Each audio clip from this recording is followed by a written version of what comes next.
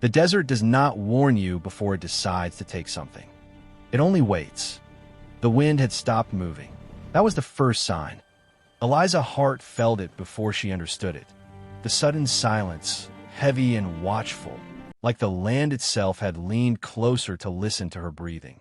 Her boots sank slightly into the sand as she stood alone beside the broken wagon, fingers clenched tight around the edge of her shawl. The sun was lowering, bleeding orange and red across the horizon, but the heat still pressed against her skin like a living thing. She had been promised to a cowboy, but promises meant little out here. The desert did not care who you belonged to. She swallowed and looked back the way she had come. The trail was gone, erased by wind and drifting sand, as if she had never been there at all.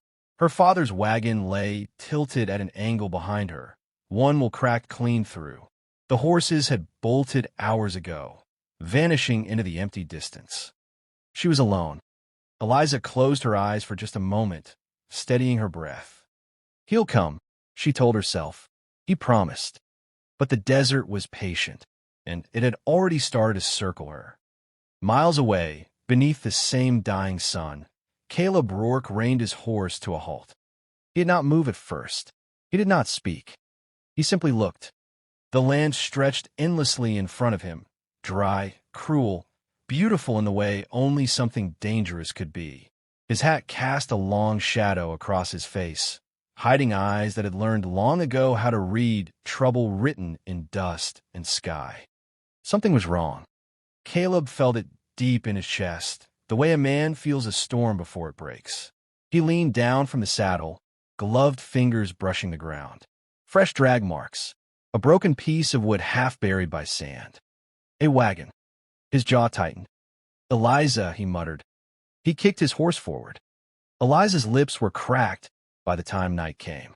The cold followed the heat with brutal speed, wrapping around her shoulders, crawling into her bones.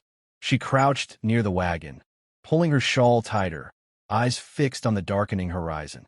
The desert came alive at night. Sounds moved where shapes did not. Whispers, scratches, the distant cry of something hungry. She pressed a hand to her chest, forcing her breathing to slow. Panic would only drain what little strength she had left. She had left her family behind with hope in her heart. She had believed in a man she barely knew, but somehow trusted completely. Caleb Rourke, the quiet rancher with the unreadable eyes and the battered black hat. A man who spoke little, but meant everything he said. A man who had promised her safety. A sound broke the night. Hooves. Eliza's breath caught. At first she thought it was her imagination, the desert playing tricks on a desperate mind. But the sound grew louder, sharper, real. She stood, heart pounding. A dark shape moved against the moonlit horizon. The horse slowed. The rider did not. Caleb swung down from the saddle before the horse had fully stopped, boots hitting the sand hard.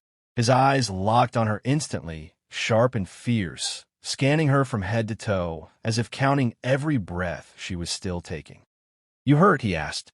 His voice was low, steady, but beneath it something raw. Eliza shook her head. Her throat was too tight to speak.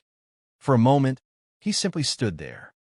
Then, without asking permission, Caleb reached out and pulled her into him. Not gently, not roughly, just real. She felt the solid strength of him, the warmth of his chest, the steady rhythm of a heart that had been racing just as hard as hers. Her fingers curled into his coat as the weight of fear finally cracked. "I thought," she whispered, voice breaking.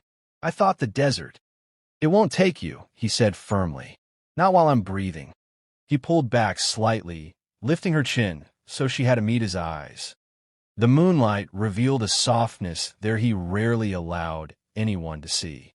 "You belong with me," he said, "and I don't break promises." They rode through the night. Eliza sat in front of him on the saddle, his arms braced around her, guiding the reins. She could feel every movement of his body, every quiet adjustment meant to keep her safe and steady. Neither of them spoke. Words felt too fragile for what had passed between them. The desert watched them go, silent and disappointed. But it did not follow. The ranch came into view just before dawn. Eliza's eyes fluttered open as the horse slowed, the sky painted pale pink and gold. Wooden fences stretched outward, worn but strong. A small house stood against the open land, humble and weathered, like the man who owned it. Caleb helped her down carefully, hands steady on her waist, lingering just a second longer than necessary. "You're safe here," he said. She looked up at him. "I know." Inside, the ranch house was simple, clean, honest, a place built by a man who valued work over decoration and silence over noise. Caleb poured her water, then coffee, watching quietly as she drank. When her hands began to tremble, he noticed immediately. "You should rest," he said. She nodded, but didn't move. "Caleb," she said softly, "why did you come so fast?"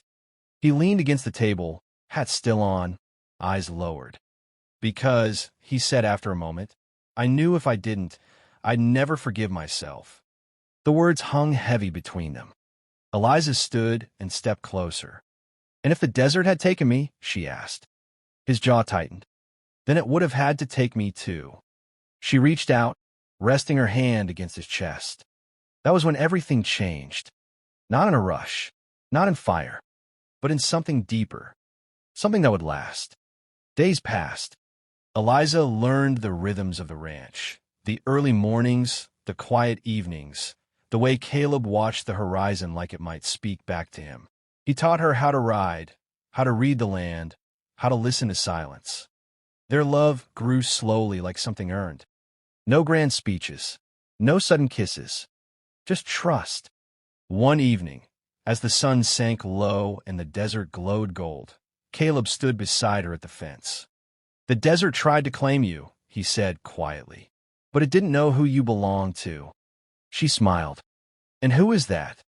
He turned to her, lifting his hat slightly, a rare, intimate gesture. "Me," he said, "if you'll still have me." Eliza stepped closer, resting her forehead against his chest. "I was promised to a cowboy," she whispered, "and I choose him."